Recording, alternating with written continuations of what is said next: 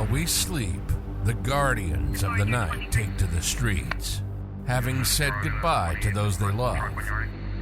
Each other knowing they may never say these words again, they face the evil that we run from. They dedicate their lives to those that would hate them because they wear the badge. They wear the badge not for the glory or recognition, but for the passion to help others. This is the LEO First Podcast. We'll talk to the men and women in law enforcement, those that have retired, those that keep the prisons secure, and anyone who's impacted by law enforcement. We'll peel back the curtain, and you'll get the real stories.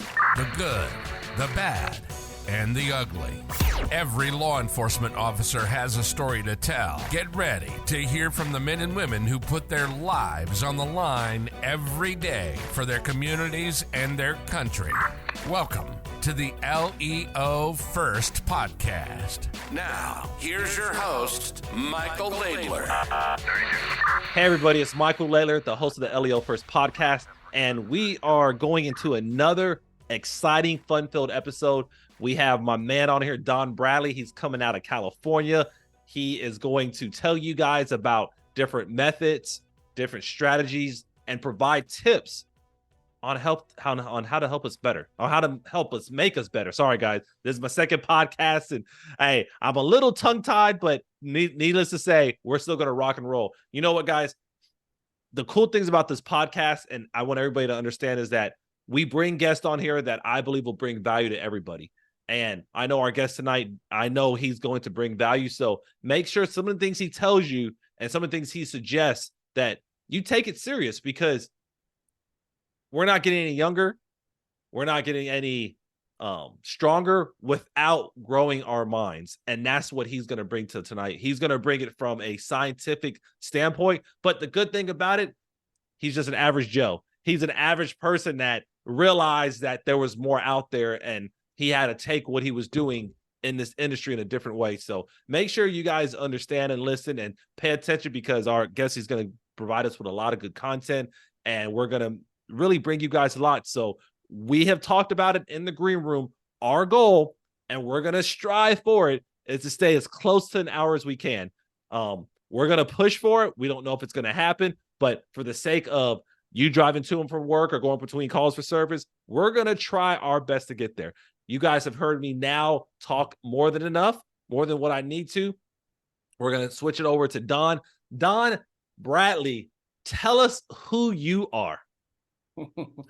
Man, that is one hell of an intro right there, because that's when you get that kind of fire coming in. By the way, I appreciate the stumble at the beginning. That actually, he did that specifically for me, because I was feeling nervous.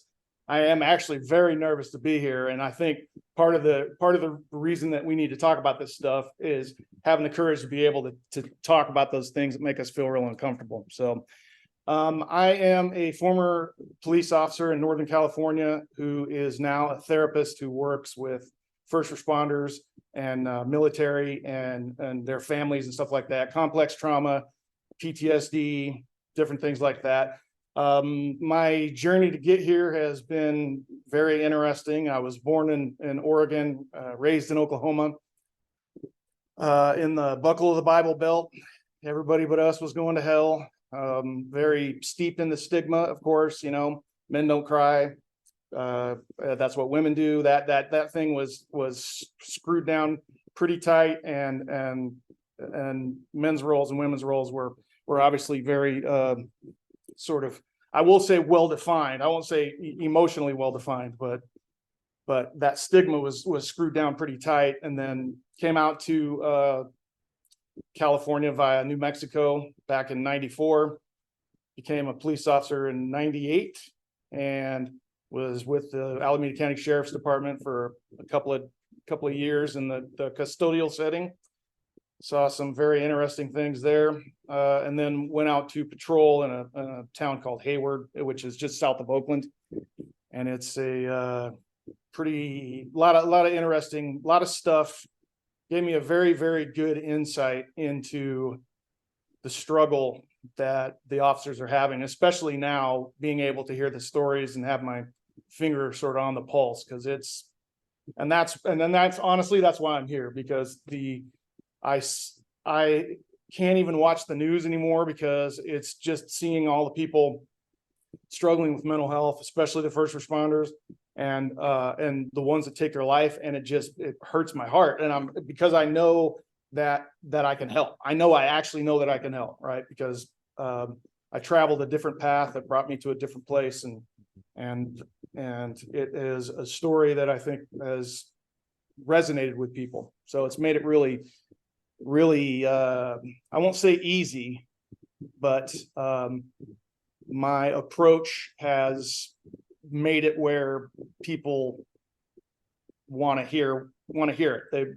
They're actually listening to it. It's sinking in. And it's honestly, the thing that I wanted to talk about specifically is basically the first session that I do now. It's the first session for every client that I have. Perfect.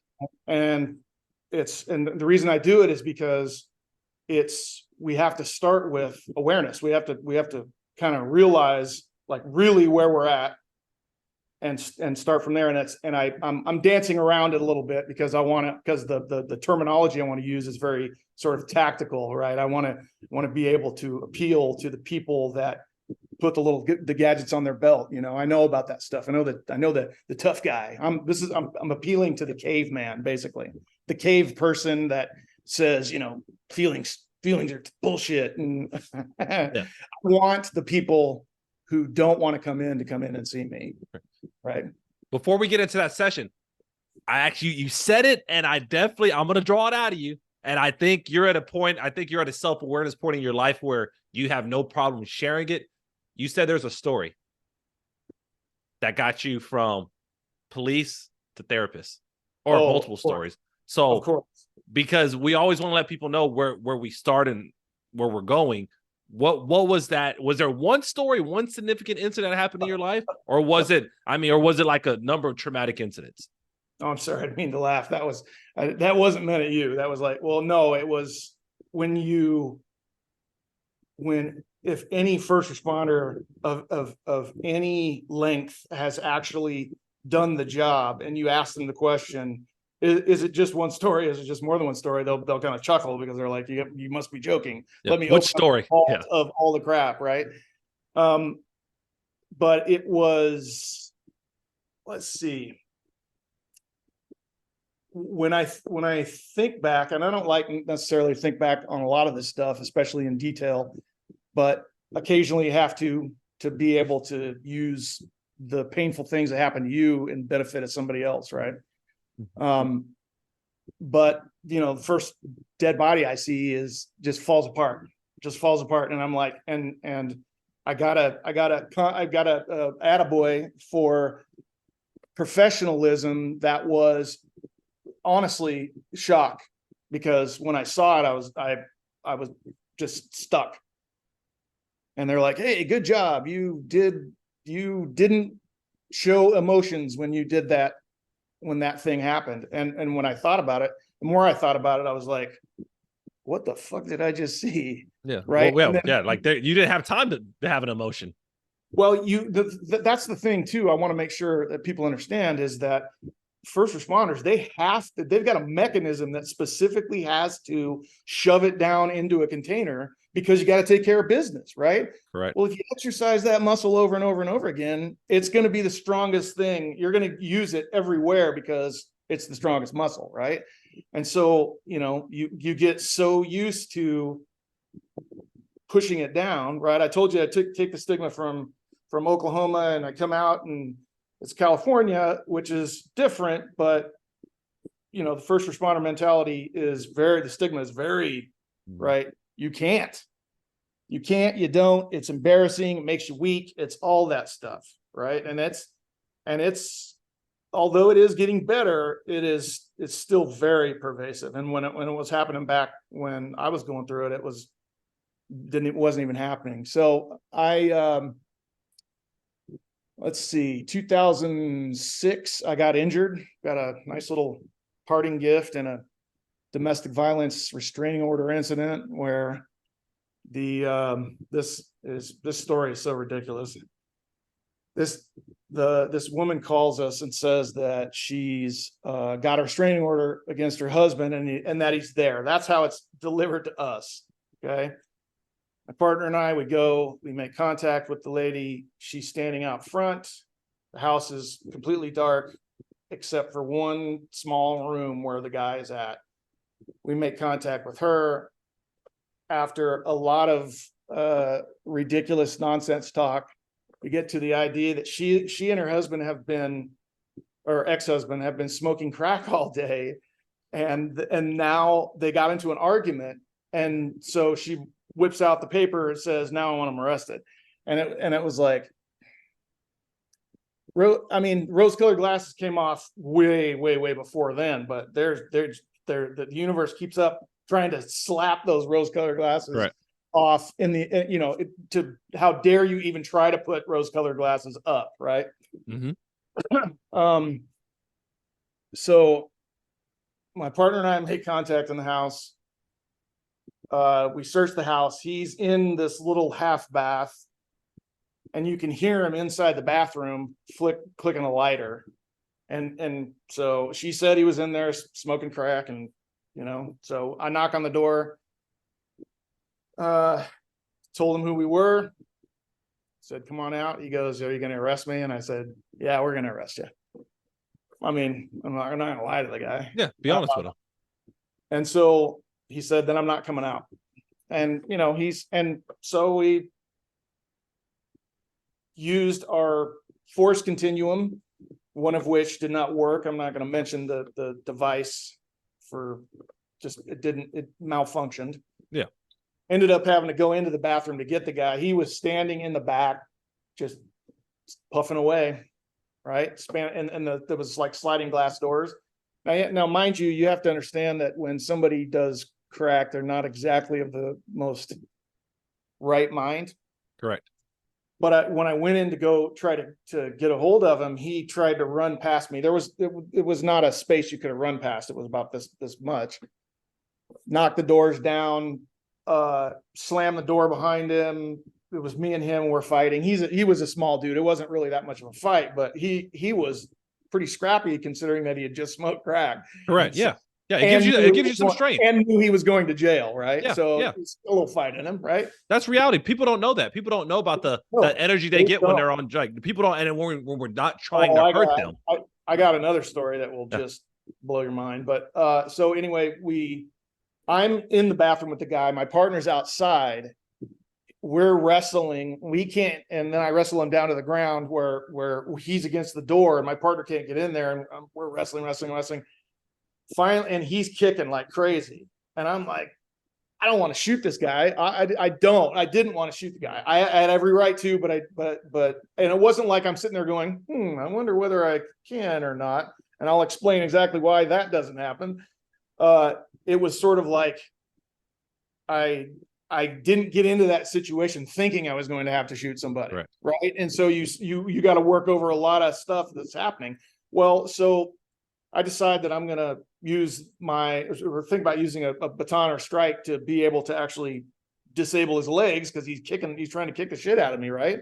Mm-hmm. And so he almost gets me in the nuts, and I was like, okay, this has got to stop. So I pulled out my flashlight, the metal flashlight, hit him as hard as I could, right across the shin, broke it, didn't even phase him. And then when I hit him, it broke the humerus bulb off my arm and cut up the nerves. And I just dove on top of the guy, told my partner I was hurt. He was kicking the door open, like, a couple of inches after a while, and then just pinned him down and finally was able to let me out of there. And then so that was not fun.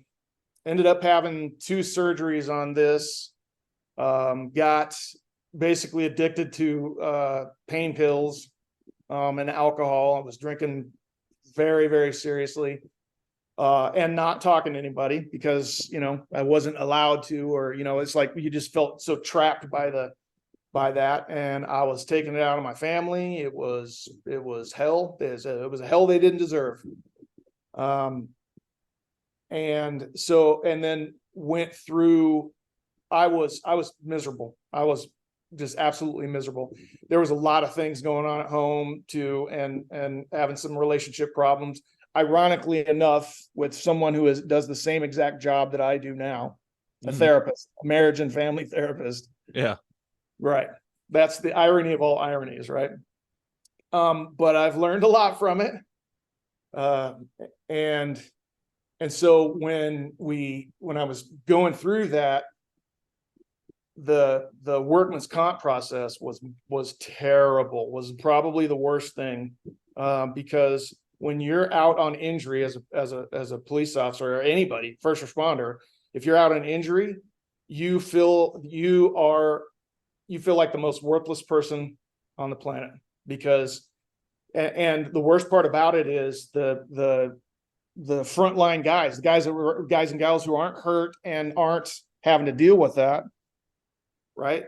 When they don't come and visit you, I didn't understand that. I got so angry at why people wouldn't come and visit me. I was like very needy of their quote unquote friendship.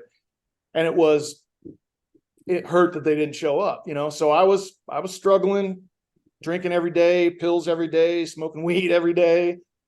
And got into a really dark spot, ended up getting in some trouble that I couldn't account for, because I said this happened, they said this happened. I was like, I don't remember that happening, and got in trouble for it. And I was like, okay, and then I was out. And once I got out, I was like, what the fuck am I going to do now?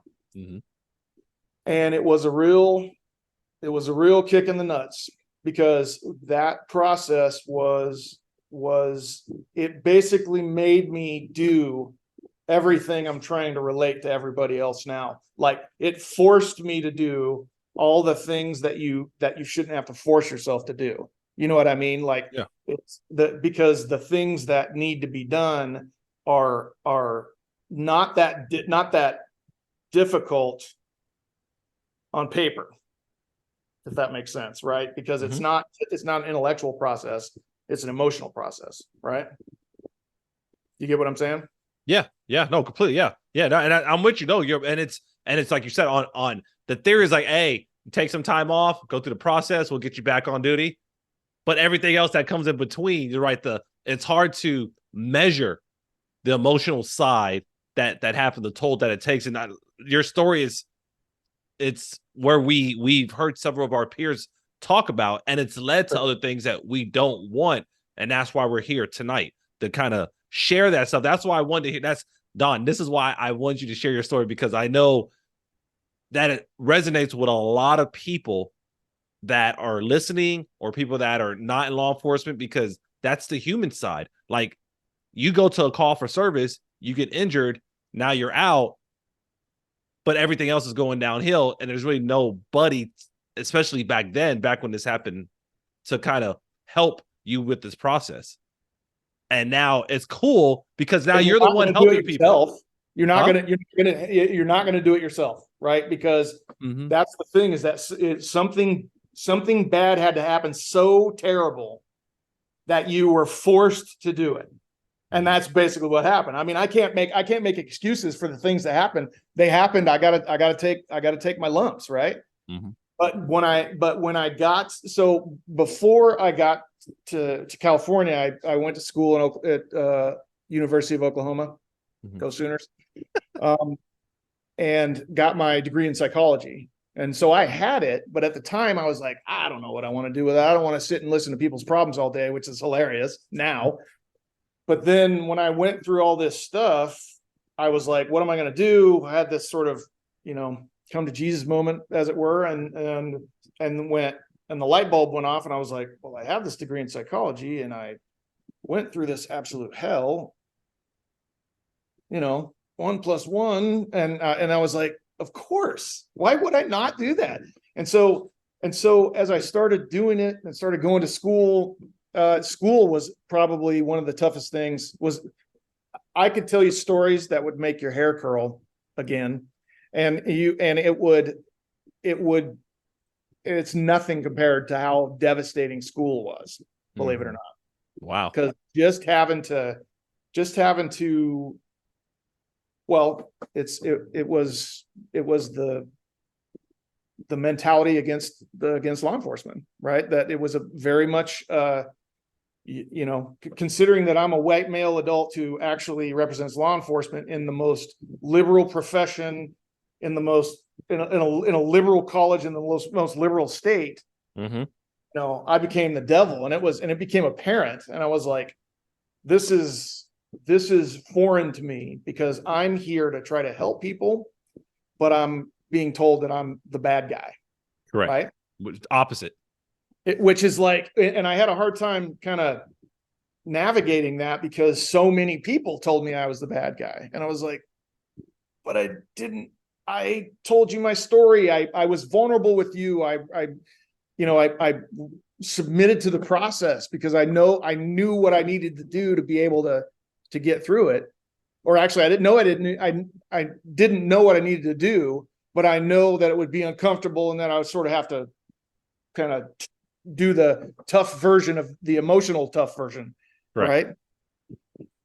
But man, they did a number on me. It's the specific thing that I refer to. There was ironically a cultural competence class where they were very, very, very negative towards police officers. And I'm just like, and after some of the slides went by, I was like, I felt myself getting worked up, and I was like, I need to leave. I need to go out of here. And as soon as I walked out, the teacher chased after me and said, "What are you doing? Why are you doing this?" And I said, "Well, I actually like the cohort. I don't want to damage it by saying something heated because of what's being said in here and the disagreements that I had." I said, "I want to be better represented by calming down, coming back and doing that." And the teacher was like, "Oh, okay," and let me go. And I came back the next week, and I told the teacher, I was like, "Hey, I'd like to say something to the students," and just kind of let them know what happened last time. Told them about the whole, I told them about the things that were said in the slides about the police officers, how it felt to me, how I, worked with people across the spectrum, good people that were just trying to do right by the world and all this kind of stuff. And I said, I felt like that was very disrespectful. And I said, when it landed on me, I got very upset, and I didn't want the upset version of me to be what represented what happened. Right. I was very eloquent. And I said, I apologize. That was not my intention. I want to keep an open dialogue. The moment I stopped, it was, "You're a racist. You can't believe that we allowed you in our class. Wow. This is terrible." And I was like, "Did you guys hear what I just said? Did you?" And what's the funny thing about all of this stuff, I mean, and that was devastating. That really hurt me, because the next week when I showed up, because I'm always the guy that showed up first, right? I'm the old man they're all the young kids. I show up. Where do I sit? I sit in a place that's the farthest away from the door, all that nonsense. Yeah. When I get there, everybody sits on this side of the thing. Wow. They don't even sit near me. And that really, I mean, be perfectly honest, I know there's everybody out there be like, "Well, fuck them," right? But when it comes down to it, I was hurt. That hurt me a lot. Yeah. Because I'm just like, hey, I was just trying to help people. What is this is messing with my reality, right? Whew, that's a tough one. So beside all that, the thing that I noticed in the profession is that the profession doesn't know how to sort of deal with first responders, right? There's a cultural competence that that you can't fake, because first responders can sniff out bullshit like that easily. Right. And that's the reason that I wanted to try to make something like this as genuine as possible, is because they can sniff that bullshit out. Right. And I wanted to try to be myself, and trying to be yourself in that profession, myself being a person who's trained to be a first responder. in that environment, it was like I was swimming upriver the whole freaking time. Yeah, it's tough. Well, even in the nonprofits and stuff like that, it was, I just want to help. Just let me do my job, and and I'll motor through this.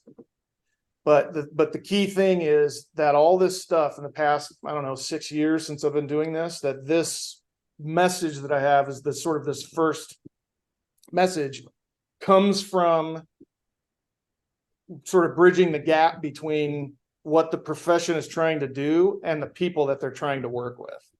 Right? Okay. Does that make sense? Mm-hmm. Because I use a lot of analogy and metaphor to paint pictures, because I figure that if you can get a picture in your head, that's your picture. If I say, think of an elephant, and you think of an elephant, you've got an elephant in your head, right? Well, if I attach a lesson to your elephant, every time you see an elephant, you're going to think of that lesson, right? Yeah. Okay. So that's why I use this, not because the people that I'm talking with are stupid, but because they don't have a long attention span for this particular crap, be perfectly honest. And they're coming from a different kind of direction, right? So there needs to be kind of a logical breakdown. And so I use this analogy and metaphor to present the three things that people need to do in order for change to actually occur. It sounds I'm going to tell you what they are. You're going to listen to them and you're going to be like, it's the most obvious, of course, right? And when I tell you them, though, I want you to understand that they're a lot more insidious than people realize, right? So I'm going to emphasize that, so people kind of hang on each one of them to understand that there's a lot more. It's a lot more rooted in than we realize. So don't roll your eyes, because there's a reason I'm saying that. It's because I have that, I have experience that suggests that it's a lot harder than it sounds, right? Mm-hmm. When I did the whole police officer thing, I did the anti-terrorism stuff, and after 9/11, I did the advanced interview interrogation, wanted to learn how to read people's facial expressions, stuff like that, because I wanted to be the frontline guy that caught them, next time. I didn't want it to happen, the usual stuff, right? So using that advanced interview and interrogation stuff, it's served me pretty well in the therapeutic setting, because I can tell people, you can lie all you want, you're just not lying to me. And so what happens is all these masks that people want to bring in, they just go, just don't even bring them in, because there's no point in doing that, right? And so I've found that it's resonated a lot with the people that absolutely just don't want to be there. The most therapeutically resistant people you can possibly imagine are the ones that this sort of resonates with, right? Because that imagery, that it sneaks in. That's why I use this tactical language, because it kind of sneaks in. It's got to get past that first line of defense, right? Everything that we're trying to do in this mission is get past that first line of defense, the thing that keeps us out of it, right? So reason I say that there's three things that have to happen, right? You have to acknowledge that something's going on, right? If you've been depressed for 20 years, it's not who you are, right? You have to acknowledge that you're depressed, right? Then you have to accept the level to which that thing negatively affects your life. First responders are really good with this one, because they do I only drink a little bit, right? Yeah, I only drink a little bit. Yes, everybody else is a fucking alcoholic, but until it changes in you, it's not going to budge, right? Correct. The third and most important step, and most insidious step, I will get to here in a second, because I think I need to go through some other stuff first and sort of leave that as my mic drop moment, if you want to call it. Okay. All right. Come on. So the reason I use the analogy and metaphor is because you can have this picture. Like I said, you have this picture in your head that can kind of stay with you, and sort of imprint on you. But I try to simplify. You talked about this being a scientific message. My friend, I cannot express enough how non-scientific this actually is. Right? Okay. All right. I say that because it's meant meant for self-awareness, as a motivational tool. And so if you imagine like a fidget toy or something that you grab that reminds you of something, right? It's the icon that opens up into this big lesson about things, right? And one of the things that people are forgetting is that we're human beings. Every person on this planet is a human being first. That's the thing we need to realize. If people understood this and had this as a sort of a foundational understanding of their daily life, I am embarrassed to be sitting here talking with you about this, because I feel like I deal with imposter syndrome. I'm like, who the hell am I, right? Face for radio. I understand that, and I'm not trying to be the guy on the billboard. But it's when I think about how we're sort of holding ourselves back, excuse me, it's because we're not doing that third step, right? And so when I tell people about their humanity, it's important that you understand that because you're a human being, these body systems that and don't know and are consciously aware of and subconsciously aware of, things like that, you've got to understand them, and how they sort of point you in the direction that you're sort of going, right? Okay. When human beings are born, all they want to do is survive, right? They want breathe in, breathe out, sleep when you're tired, eat when you're hungry, run when you're scared, propagate the species, right? That's that basic thing that's the first stuff that starts out, right? So let's say this, I'm gonna scoot over here. Let's say this is your hand right here, right? You're holding your hand up. This is that first little peanut that grows up whenever you're born, right? Fight, flight, faint, or freeze. I can't express enough how non-scientific this is, but if you understand this little two-party system here, you'll be a little bit more forgiving to yourself, right? So fight, flight, faint, or freeze. The reason that the SWAT guys, the military guys, and the fire guys all train over and over and over and over and over again is because when the shit goes down, they need a survival script that makes sure that they survive, right? That's because when this thing turns okay, so when we get this when we're born, right? We develop our higher functions, logic, reasoning, stuff like that, right? But if you look what's tucked way deep in the core of this: fight, flight, faint, or freeze. Because when this turns on, all of this turns off. Correct. Okay. So if people Makes understood, like when they get into these moments with their significant others and these life and death situations, they all activate the same system. And the only thing is that whenever this thing turns on, your only goal is to turn it off. So imagine a couple fighting, or the couple get into a conversation, somebody says something, you've stopped communicating right here. You've stopped. Even though the other person is like, no, I must find out the answer. Click. Next thing you know, this is two rams on a hillside, right? Because until you turn these off, the true representation of yourself is not there. This is the mainframe. And why do you want 1/10 of your brain, right? And for police and fire and the military guys, when this thing turns on, I got a mission. I got to, and that's why I'm talking about this. It's a mission, right? Because when you've got to have that singular focus to be able to stay alive. Well, if you think about the population that with whom I'm talking, when you hone that thing down to a razor sharpness, the thought of an emotion coming out is life threatening, right? To somebody that believes that that's true, that emotions are poison, or that it's weak or whatever, right? But here's the thing. As somebody who's seen his share of death all the way to the end, and in some cases, many that are still there whenever my eyes are closed, the bill is coming due. The emotional bill's coming due. And so best to pay it over time and actually have a good, fun, healthy, positive life rather than thinking that you're protecting everybody, building this huge Mount Everest pile of shit, and then having it crush you at the end or before then. Mm-hmm. Right? Do you get what I'm saying? Yeah. Because definitely it if you're not paying attention, it will definitely crush you. Well, it's if we saw if people understood that these weights, if you look at them like weights, right? You bear this weight and feel like you have to bear the weight, right? Like it's your obligation because of this. You have to bear the weight, and you can never put it down.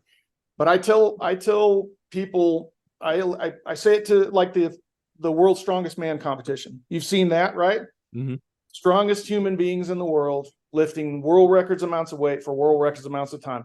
When they finally put that weight down, does that mean that they're weak, or does it just mean that they've been waiting for too long? Or it's time. It's time to put the weight down. It doesn't mean you're weak. It's in fact quite the opposite, right? Because if you can find the strength to put it down, mm-hmm. then you show other people that it's okay, right? And that's the thing, is that I'm seeing these posts about these officers taking their lives, and it's terrible. It's absolutely terrible. It's rough. And I basically just wanted to do something about it. But this is the message. This metaphor and thing like that. It's the whole point is to remind you that you are a human being, and that when you get into these situations, when you experience these floods, that's a normal thing that happens as a result of seeing things that human beings are not supposed to see, right? Like these terrible scenes. And it's like, okay, yes, I know you're badass. You're taking care of it. The person who's not feeling this, it doesn't bother them. They're like, yeah, whatever, man. All the while, we're preparing our whole entire lives for the battle that comes from the outside in. We spend zero time preparing for the battle that comes from the inside out. And yet that whole time, we're just pumping it full of this stuff, these terrible scenes, these things that have affect how we treat our families, right? Everything. How we treat ourselves. Yeah, everything. Right. And so the what you're seeing back here, what do you see back up on the board over here? The new mission.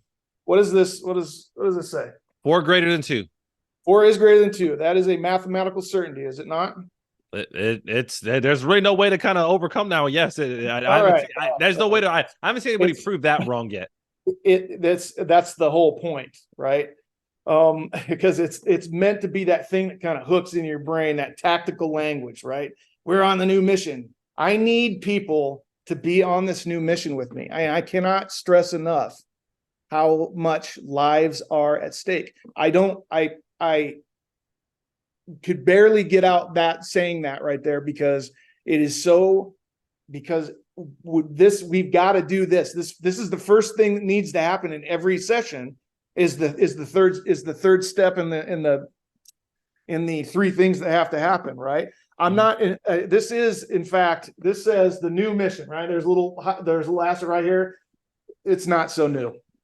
It's not so new. And that's why I feel kind of embarrassed, because when I tell this stuff, it's catchy and it resonates with people. And I've had people who've never been to therapy ever, who curse it, cry in the first session, and do all that kind of stuff. I'm not trying to be that cheese ball. I'm not trying to wear a question mark coat and sell shit on late night TV. I don't want that. In fact, if it were up to me, I'd Men in Black your ass and say, take the message and go with it, because start at that. No, well, because I just want to be able to work with people one-on-one, but the problem's bigger than that. And so I feel like if you got the capability, you have the responsibility, right? Yeah. So you have the capability. You ever been to the fair? Yes, a few times. Okay. Of course you have, right? I went to the OU Texas Fair, the State Fair. That's one of my favorite gigs in the whole. Yeah. Right? What do you think of whenever you go to the fair? It's a lot of people out there. Funnel cake, corn dogs. You take a deep breath. What do you smell? Right? You smell the fried foods. It's just right. Okay. So do you remember those water guns where the horses are chasing each other? Right? Absolutely. It's kind of like squiggly. Right. Yeah. Okay. So you got that picture in your head? I do. All right. So here's the thing. Remember I told you, so every person in the world has this, right? Because that's what we're born with. Yeah. Whether we use them or not is remains to be seen. But it does. I don't care who you are. I don't care how you identify. I don't care where you live. If you are standing on this grain of sand hurtling through space, this applies to you. And so I'm trying to get everybody to understand that this applies to you first before everything else, because it's a body system, right? And so you understand this part and understand that whenever this turns on, all of the good ideas and all the things that everybody talked about in the plans and stuff like that go right out the freaking door. It's the training that does it. Okay. And so when I tell you about that picture, right, I want to tell you that all human beings basically have 4 horses that pull their life. That's like they're in like a race to pull their life, right? And and every horse needs to basically pull. Otherwise, your life is imbalanced, and you'll be picking up some nastiness along the way, right? Absolutely, yeah. And so I'm sure a lot of people can resonate with the nastiness about which I speak, right? So we've got 4 horses. There's the physical horse, right? That's the one that's like your physical identity. That's it, whether you're a big person or a small person, if you're sick all the time, if you're a gym bro, whatever. It's basically a spectrum on which everybody lands. Everybody is a physical being, right? And you're responsible for it. It's a space in your life. Okay. Then there's the intellectual horse, right? Book smart versus street smart, or somewhere in between. Okay. Spectrum, right? Then there's the social horse. That's the one that's like loner versus cool kid in the group, right? Or somewhere in between. And there's the emotional horse. We'll get back to that one. Okay. So everybody has this team that pulls their life. Bang, the gun goes off, right? We go and we try to find sorry about my visual aid here. We go and we try to find our identity, right? They take off. We go and we're doing the best we can. Then next thing you know, we find out from this one, the emotional horse, we're either society or a family or both tells us we're not allowed to feel those feelings. That horse basically goes back and says, it just gets welded behind that gate, right? And the rest of the identity has to be found here in your physical, your intellectual, or your social, right? When things get difficult, what do? You physical work out, or you fight, or something like that, right? You express it physically. When things get difficult, you intellectualize. Cops are great at that stuff, right? Logic. I can give you all the solutions to your problems, but right, because I'm smart. My intellectual brain will give you here, but I don't got this. This is where I'm coming up short, right? Okay. And then when things get difficult socially, what do? Choir practice, right? Yeah. That's the only therapy we'll go out and do, because I need to be able to tell somebody, hey, in my head, I'm going, hey, that really messed up thing there that's making it hard for me to sleep. I'm going to tell you about mine, but I'm going to joke about it. And I'm going to wait and see if you'll tell me something that lets you know that you're as screwed up as I am about that. But if I don't, then I guess I must be just a pussy. Right. If I don't see something in you that suggests that it affected you too, then that must just mean that I'm weak. What a crock of shit. It is. Tell people what choir practice is, just in case they don't know.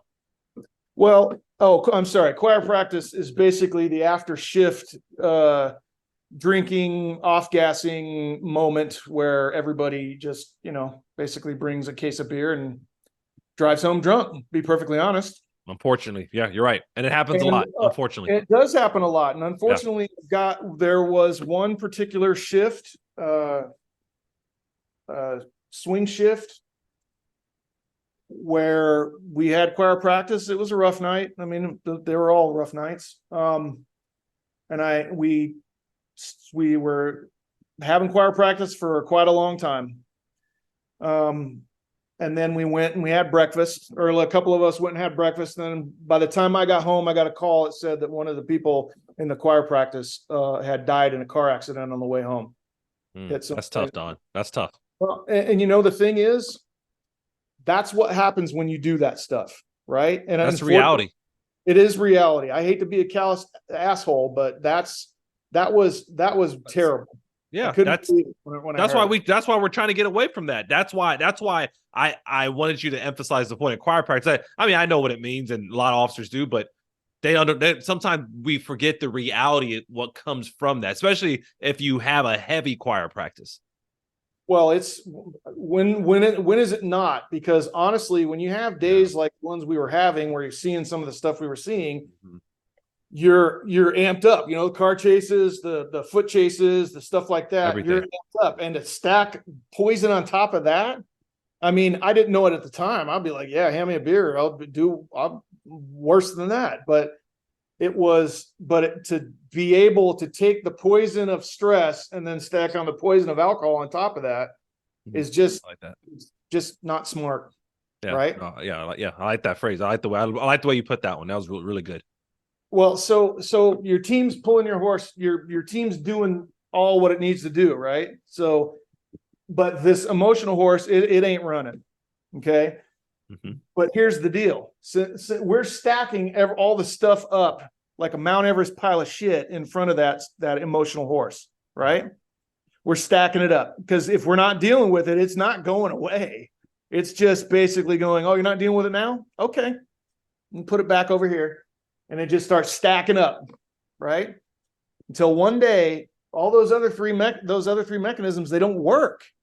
They don't work anymore. That's because they weren't working to begin with. This is the thing that needs to kick out, right? That's what needs the water.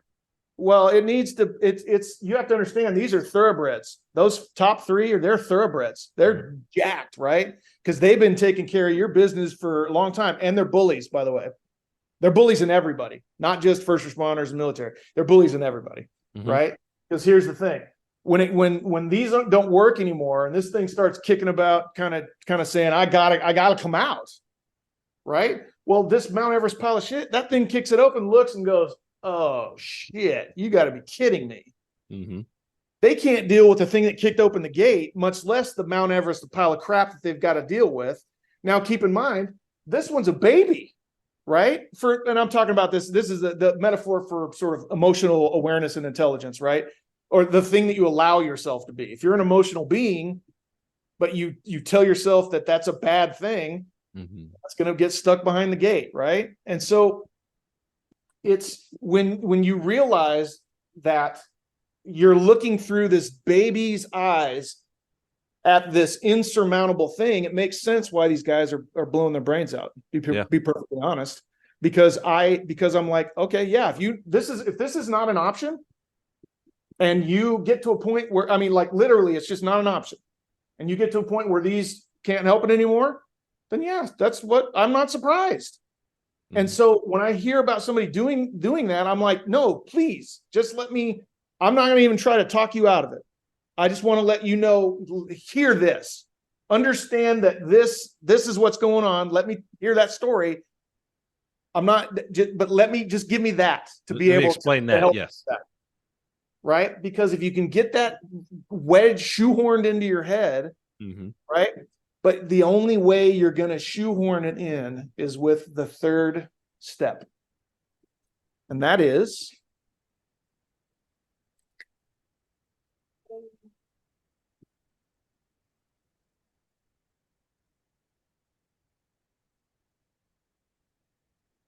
you have to give yourself permission.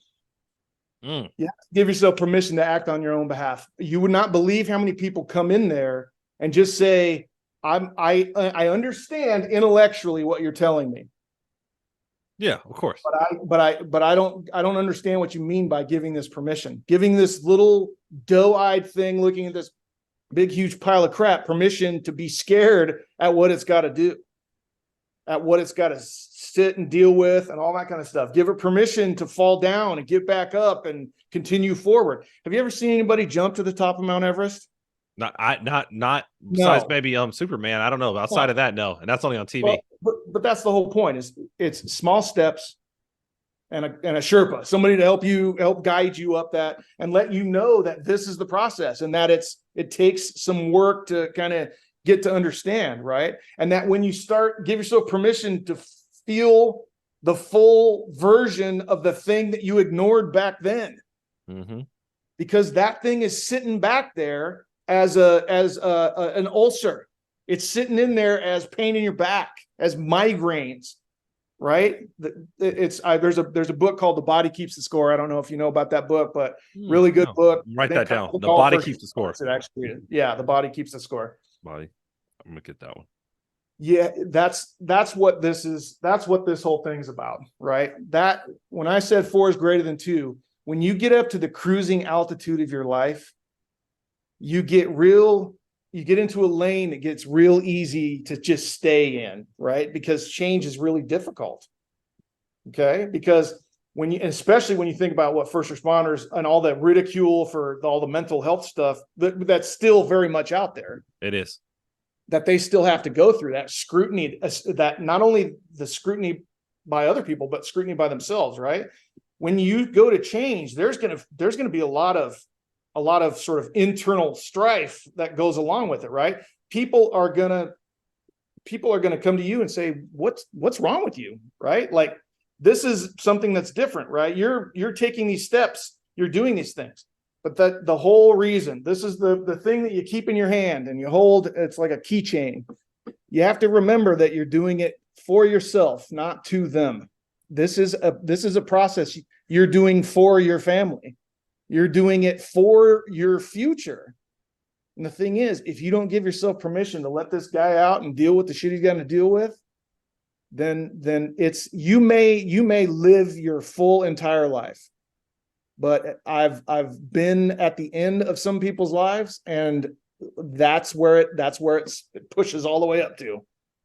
So I just say you owe it to yourself, your heroes, and you do work that people can't possibly understand. So for the love of God, please do this for yourself, because you can't drink from an empty cup. You know, it's so amazing how you broke this down, and hearing it from my side and being in this industry as long, I told you this on our phone call a couple of weeks ago. I've never heard it broken down like this. And even this was even more in depth on what you told me before, and just the concept of the horses and the emotional one being left behind. It's important for our viewers to know that this is reality. Like, this is real stuff. This isn't like, I thought it was gonna be more scientific just based on the way it sounded, but this is just like regular, like this is how we really function. Like, no, it's not like, like in a sense of this is how like we really react to situations, and we hide our emotional levels because we just don't nurture it. We don't give ourselves permission, like you said, to be emotional. And then we're letting these thoroughbreds of physicality, intellect, and just we allow them to take over. Right. And we don't think about it because that's what we're bred. Like you're saying, like you grew up in Oklahoma, and you said this very early on. You said men don't cry, women do. And in law enforcement, it's more law enforcement officers don't cry, the citizens do. Right. Civilians. Civilians. Yeah, civilian citizens, the people that we serve. And it's easy for us to take that because even in the academies, you're taught that. And I believe that academies are trying to shift away from that. They won't complete, because you still have to have a little bit of a side on you that's dominant, especially when you're dealing with criminals or suspects. But you have to know that it's okay to have emotions. And the way, like I said, Don, the way you outlined it, I know people are going to rewind this or go back, however they do it, and listen to it multiple times, because this can easily be taught to anybody. Like, it's like, even if someone just watches the audio, they can easily picture in their head. That's the whole point. I wanted to appeal to the every person that does it, right? Because and you did. It's not meant to be patronizing. It's meant to appeal to this. It needs to be understood by this, so that we can go, oh, right, I need to turn this off because I'm about to call my wife the C word. It's like, no, okay, yes, let's not ruin my relationship that way. It's just about understanding the simplicity of this thing that would make it's the color in the painting, man. It's the color in the painting. If you exercise this horse and get that team up and running, it allows you to have conversations that actually mean something. It allows you to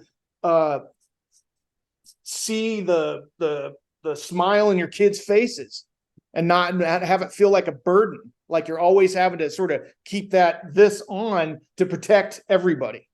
You got to turn it off every once in a while. It's not meant to be on all the time. And then so the thing I tell people at the end usually is there's a rebound effect, and you need to understand that it's completely normal. And the rebound effect is if you hear some of the stuff in here and you're like, that kind of resonates with me. If it resonates with the person whose horse has been stuck behind the gate, you got to understand, like I said, these three are bullies, right? And so if you wake up tomorrow and you're all of a sudden you're like, really gruff and grumbly or sad or whatever, and it's like, where the hell did that come from? Well, these three are going, hey, what the hell are you doing? We've been protecting you your whole entire life, and now you're going to let this little bitch out?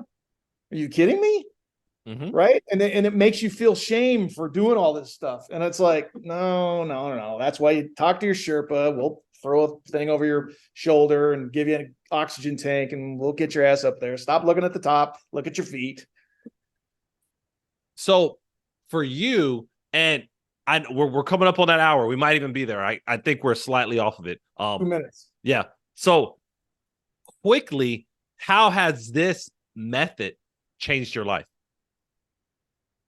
Well, what I realized is this is excavated out of me.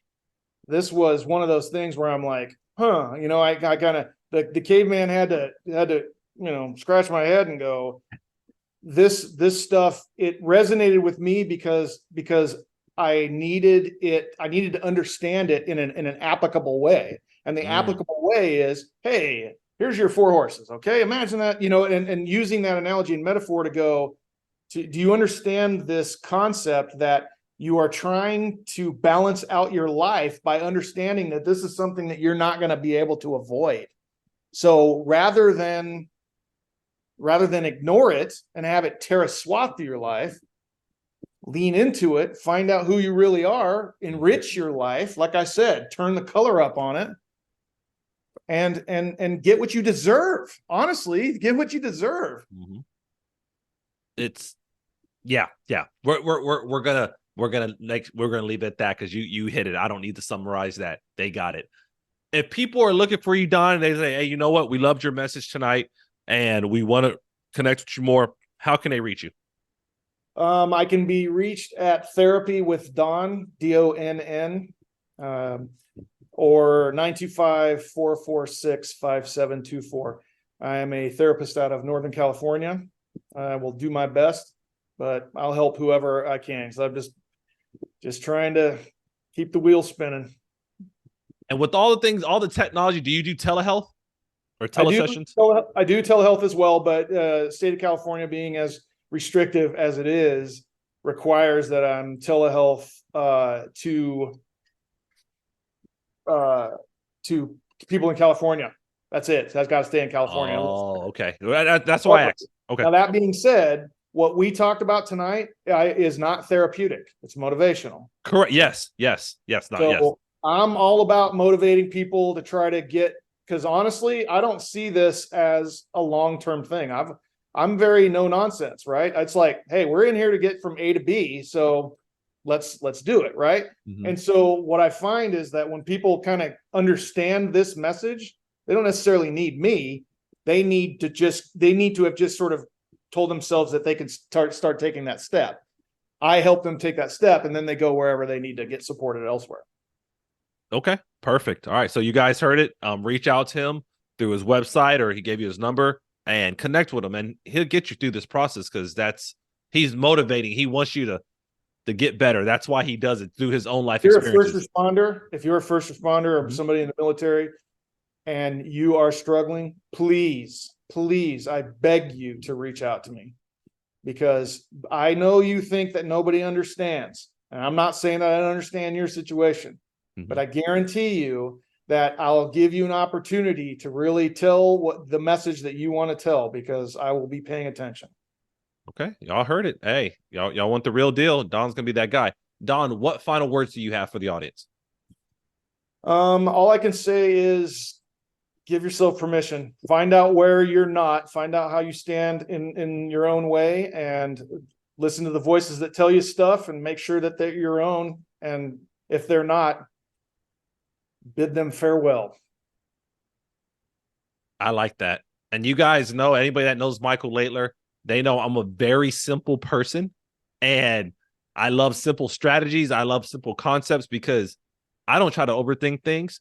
And what Donn gave you guys tonight, it's very simple and to the point. And once you understand it, you don't have to have like this magical epiphany to apply it. You just got to know what's going on. And that's what I loved about how he presented it and what he told us, because a lot of times we're trying to overthink how to get better. And when we do that, we find ourselves not doing it because we're trying so hard to overcome some issue. But we're just like, guys, just give yourself permission. Like you said, just give it and go from there. So once again, guys, we wanted to make sure we kept ourselves within our time frames, which I think if we did, then we went a little bit over, but not much. But guys, we appreciate you guys tuning in. We appreciate you watching, listening, replaying it, sharing it. And if you have any questions, if you have any concerns, as I always tell you on every episode, you know there's at least 2 people that you can reach out to and go to help. It's your host, Michael Laitler, and then whatever guests I have on, which is Donn Bradley. We are here. We want to see you guys thrive because we know through our own experiences how hard this industry is. And the last thing we want is for you to take your life or to make a bad decision because you didn't know how to handle some of the things that you had come in front of you. So once again, guys and gals, just because you can't see it now doesn't mean it's not there. Exactly. Ladies, gentlemen, we thank you for your time. We thank you for everything you do. Stay safe and have a great day. You've been listening to the LEO First Podcast. Michael has been in law enforcement since 2005. He's worked for 3 law enforcement agencies in 3 different states. He's a professional speaker who travels the country teaching about leadership development and self-awareness. And he's the author of a book called Greatness Beyond the Badge: The 3 Key Principles for Self-Awareness.